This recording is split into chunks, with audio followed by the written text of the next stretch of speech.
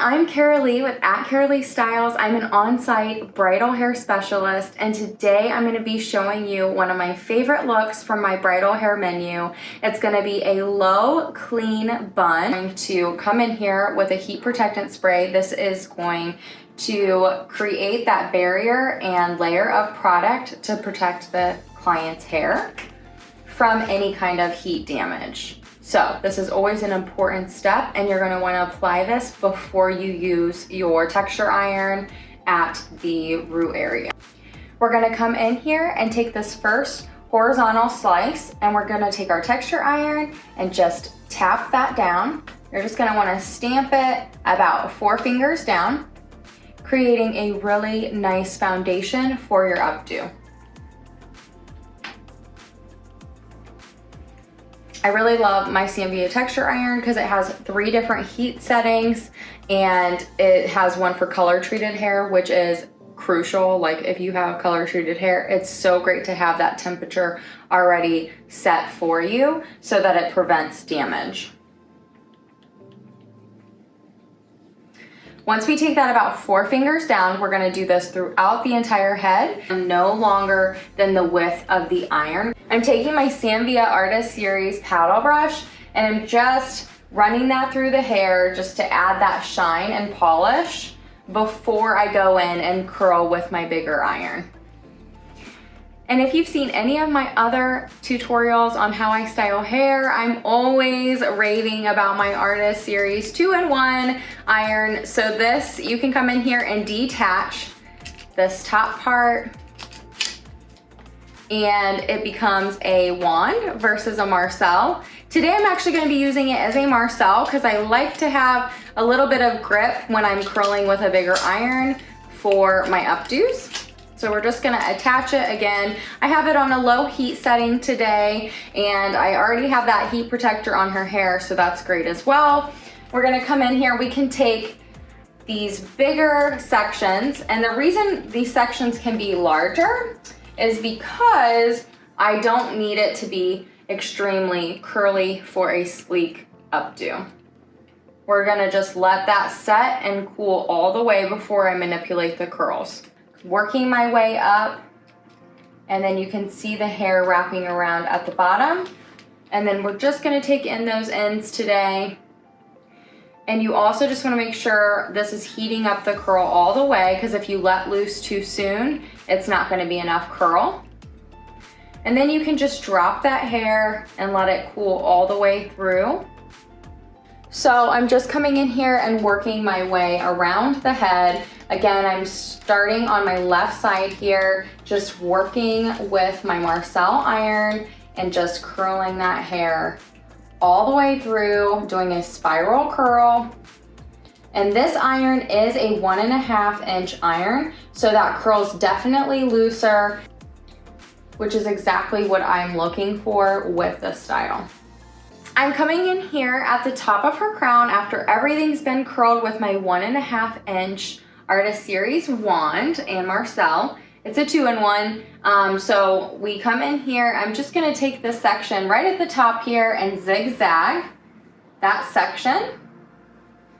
And then we're going to use a volume powder as the Puff Me Design Me. So this just adds a lot of lift. We're gonna spray that in. And then apply a back comb here. And we really just, these teeth are so tiny on this tail comb that it really packs in that back combing. So you can see how that stands up, and we want to do that with 2 more horizontal sections right underneath.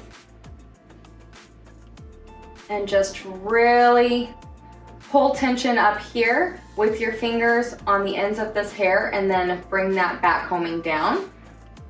Once that's all done, it should look like this, and I'll have my model turn her head to the right, and then you can see how that's laying. And then we'll come in here and also just take a zigzag section and apply that back combing right there as well, just to create that balance around her face and create that softness. So we'll just take a zigzag section here, and you can see the zigzag, and then we will just lightly apply that pressure, and this will be about 4 fingers down, and you can see what a nice backcombing effect that has with creating that volume. And I take a zigzag section right here along the top of the ear and then pull that forward. As you can see, the curls that we created are very soft. We did that because the curls don't need to be tighter than a 1.5 inch for this look. Just kind of emulsify that in between your fingers. Then we're gonna come in here, and any pieces that are kind of sticking up here, we're just gonna kind of rub this product down.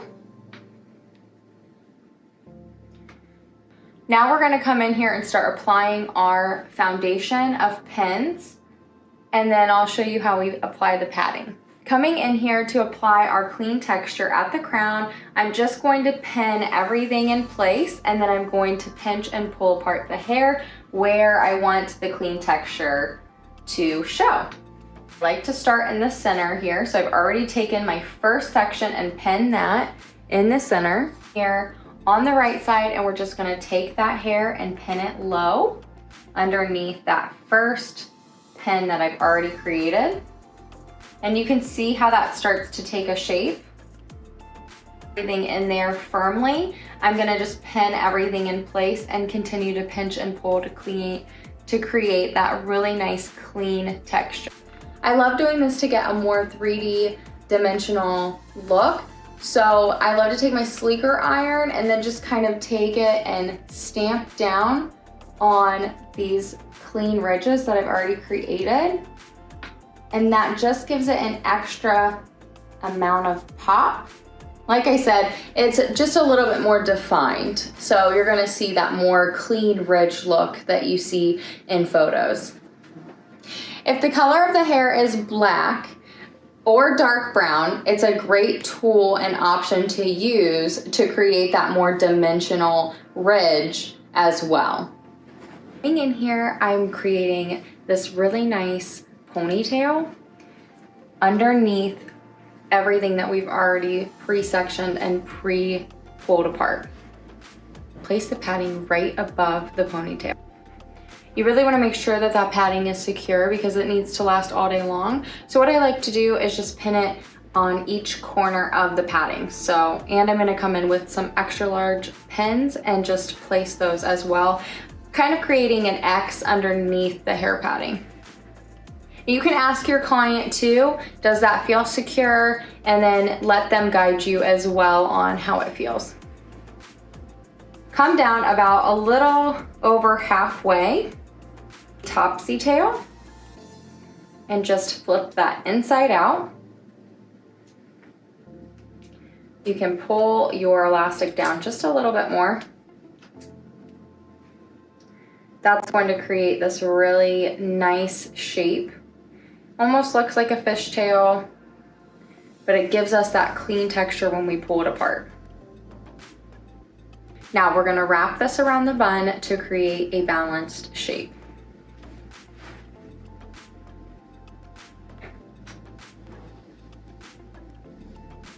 Once I have the bun exactly where I want it, I go ahead and just take my open pen and just kind of make sure that everything is sticking in place where I want it to hold.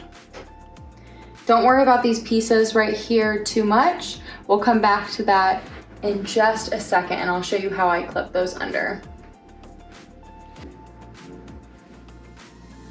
Taking the section from her left side, I'm just pulling that over the bun, and you can see how beautiful her highlights look laying over top of that bun as well.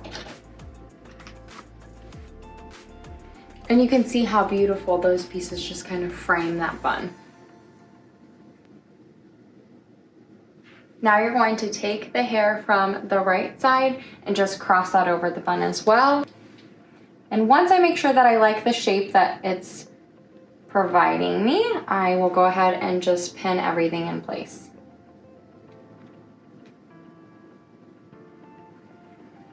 And these pieces down here are just really pretty. They add a softer element as well, so we'll leave these pieces below.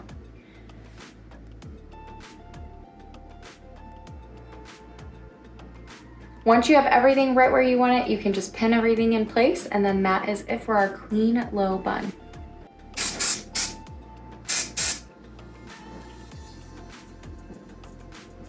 Once we have our bun exactly where we want it, I'm gonna have my model just turn her head to the left and then turn her head to the right, and you can see how beautiful and clean the shape of that bun is around the hair padding.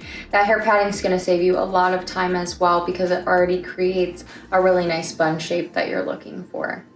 So once you have all of your loose pieces tucked and pinned in place, you can come in here and add some elements if you want to add some pearls or anything like that. That adds a really nice touch. And again, I'm gonna show you how we curl the front pieces using our sleeker iron. And then if you decide to have those pieces framing your face, it's gonna create a really nice soft element. If you want it to be even more clean and smooth, you can definitely opt to take those pieces away from the face and tuck them into the bun. Wrap that hair around, taking it towards away from her face. And taking this section, I'm also doing the same thing away from her face. Thank you so much for following along today with our low, clean, textured bun. I hope you enjoyed this tutorial as much as I loved sharing it with you. I hope you learned something new and that you'll be able to utilize these tools and product knowledge and everything like that when you're on site styling bridal hair as well. Thank you so much for tuning in, and we will see you next time.